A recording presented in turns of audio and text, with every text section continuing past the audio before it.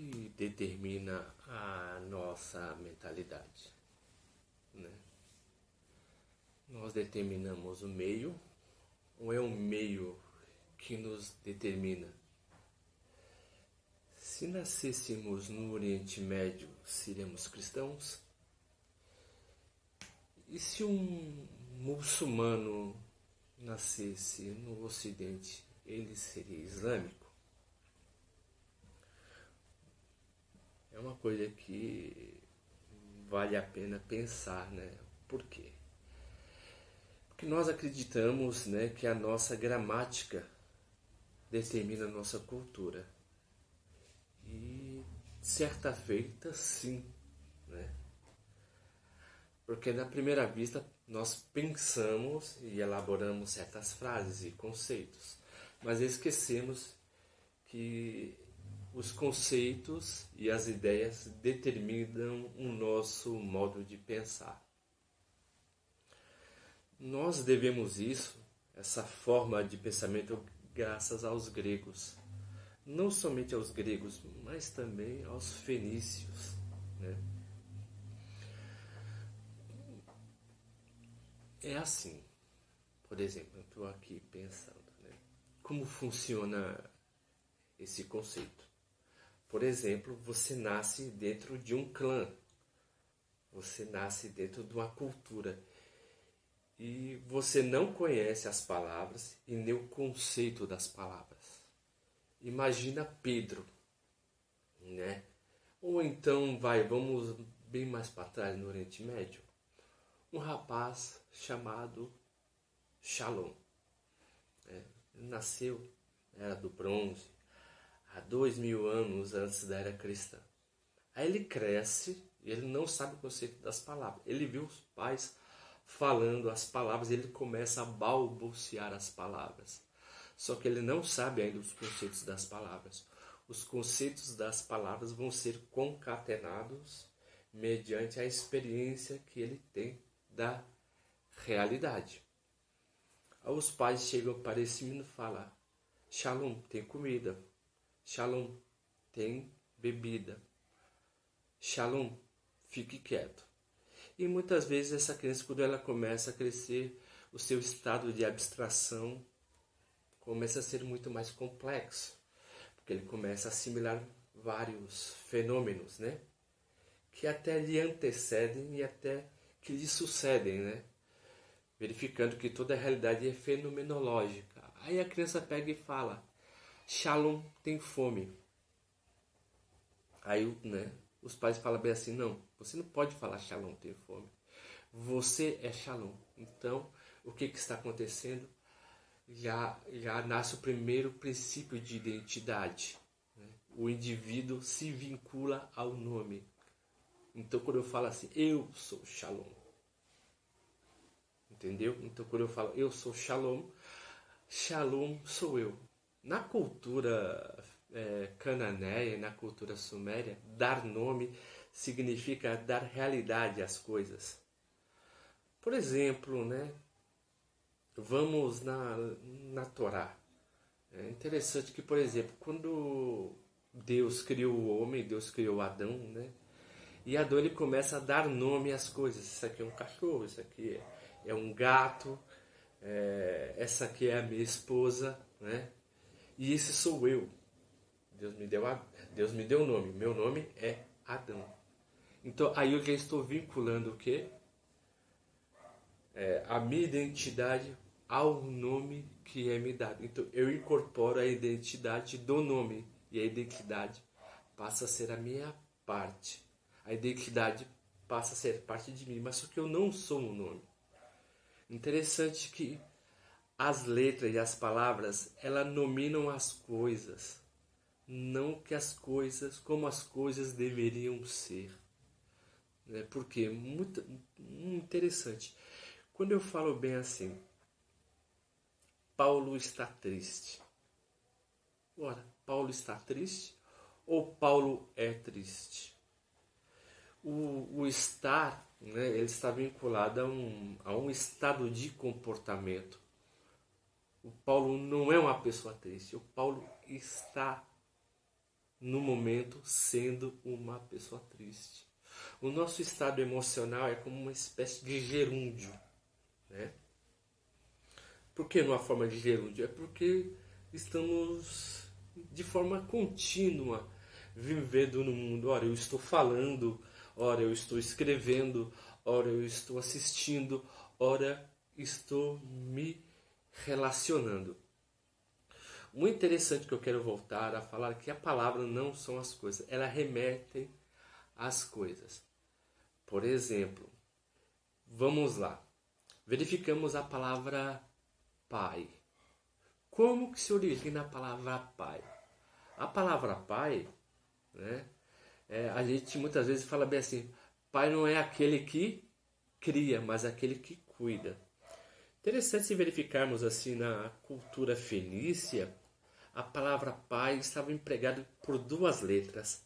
Pela letra Aleph, né, que significa força e liderança, e Beit, né, que significa casa. Pelo conceito de abstração, o pai, quando ia falar com o filho, ele não poderia falar assim, a força da casa está te guiando. Ele não poderia falar isso. Ele começou a fazer o quê? Né, os fenícios, mediante a abstração, arranjaram um modo muito mais simplificado para falar. Então, em vez de falar a força da casa, se cria o conceito de pai. Né? Eu sou seu pai. Aí, por exemplo, quando eu falo assim, Abimeleque, né? Meleque, rei é o meu pai, porque Melech, né, vem do hebraico. Quando eu falo assim, Abishalom, Shalom é o meu pai. Né? Num modo muito mais simples. Então, quando eu falo Abisalão, né, que é uma forma muito aportuguesada do termo, né? Ou Abimeleque, eu estou falando que tanto Meleque é o meu pai, como Shalom, ou a paz, é meu pai. Então verificamos, por exemplo, que o nome ele não indica as coisas, ele apenas aponta as coisas. Porque é interessante quando nós nominamos os sentimentos, aquilo que sentimos, nós identificamos com ele. Por exemplo, não existe o sentimento de tristeza isolado, não existe o sistema de alegria isolado, não existe o adjetivo isolado. Existe a forma como nós nos identificamos com esse sentimento. Nossa, Maurício está triste. O Maurício é triste. Ninguém é triste 24 horas. Né? Temos os nossos problemas e tudo, mas nós sempre nos vinculamos aos nossos sentimentos. Muitas vezes quando a pessoa fala que está alegre, uma pessoa fala bem, diz assim, não, Maurício é alegre. Não, Maurício está alegre. Nós temos uma relação com o mundo totalmente senoidal, né? Então nominamos o mundo de acordo com as variações dos nossos sentimentos e apregoamos nesse mundo valor. Valor que é estritamente mental. Verificando, né, que eu falei outrora da cultura fenícia. Quando eu falo assim a palavra ben, né, por exemplo, vem a palavra bet, casa, nun, que é semente.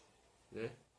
Semente é tudo aquilo que dá continuidade. Peixes geram peixes. Garças geram garças. Humanos geram humanos.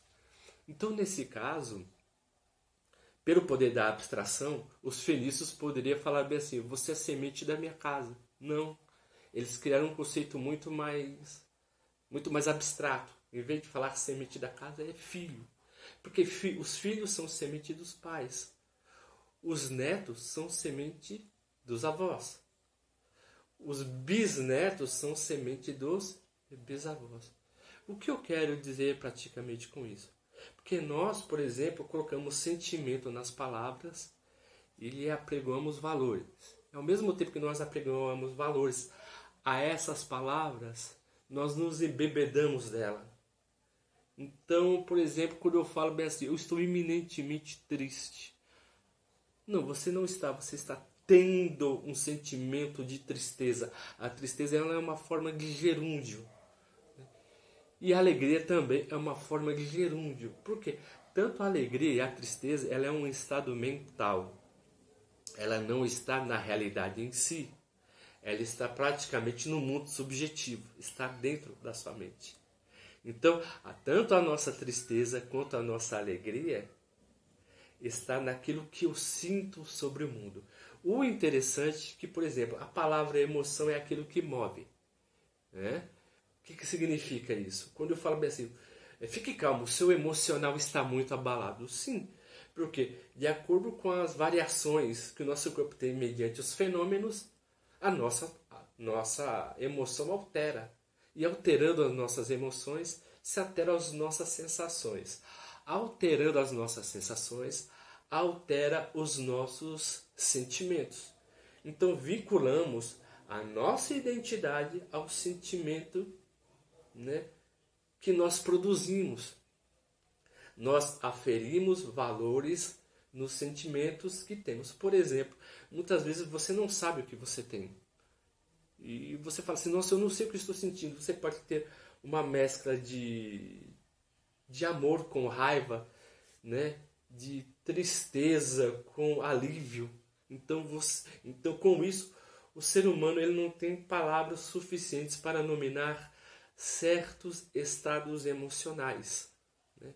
E com isso ficamos perdidos numa balbúrdia de sentimentos, né? Do qual não sabemos nominar e nos sentimos presos. Sentimos angústia. A palavra angústia, né, por exemplo, vem de ang, né, que é no alemão, que é aperto no peito. Só que essa palavra remete ao grego, agon. Então os gregos acreditavam que quando você tinha aquele sentimento ruim no peito, sabe aquele sentimento dividido entre amor e o ódio, é porque tinha dois deuses lutando dentro do seu coração, que era a personificação, por exemplo, de Afrodite, a deusa do amor, e Marte, o deus da guerra. Então, o ser humano não sabendo os sentimentos que eles possuem, ele nomina esses sentimentos e eles departamentalizam esses sentimentos como se fosse uma espécie que está dentro dele. Mas o sentimento é o nome, né? A sensação é o nome que você dá aos sentimentos. Mas a linguagem ela é estritamente simbólica. Ela serve apenas para nos guiar a alguma realidade. Ela não remete a uma realidade. Por quê? Porque toda a nossa estrutura ela é gramatical.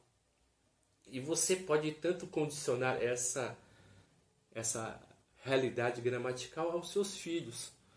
Por exemplo, o seu filho nasce, né? Ele é uma pessoa muito imperativa, cheio de energia, e você fala assim, esse menino não presta, esse menino não presta, esse menino só bagunça, esse menino só faz isso, só faz aquilo, e o outro não faz.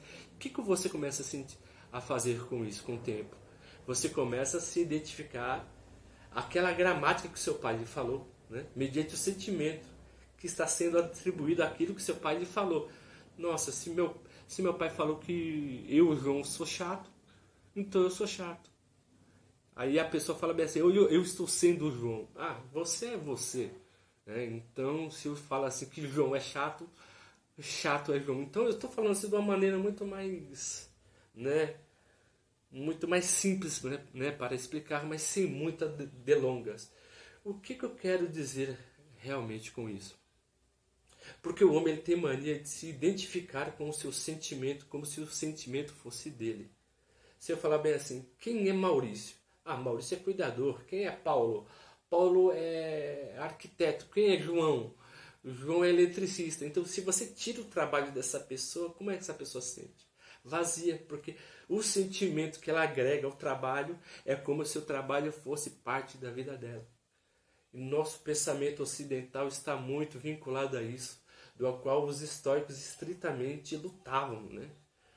Você está muito além do nome que as pessoas lhe dão, né? E você se prender a essa gramática, né, que as pessoas lhe dão, você está apenas limitando os sentimentos que você tem acerca de você mesmo. Não há nenhum problema em estar triste, em estar magoado ou estar melancólico. mas você passa desse sentimento a um outro estado de sentimento, você sente alegria, né? É o que os próprios budistas dizem, né? Andar no caminho do meio, né? Ou seja, você não anda entre os extremos sentimentos, você observa os sentimentos, mas você não se agrega a eles, você não se apega à tristeza em demasia, você não se apega à felicidade em demasia. Você tem que vivenciar a tristeza e a alegria como se fosse apenas um estado mental. E se apegar na sua própria mente é uma espécie de autodestruição. Então, o ser humano não é a sua própria mente. É o meio, é a sociedade que tenta estabelecer que você é a sua mente. Mas você pode passar com isso, vivendo um dia de cada vez, como se esses sentimentos estão impregnados em você, mas eles não fazem parte de você.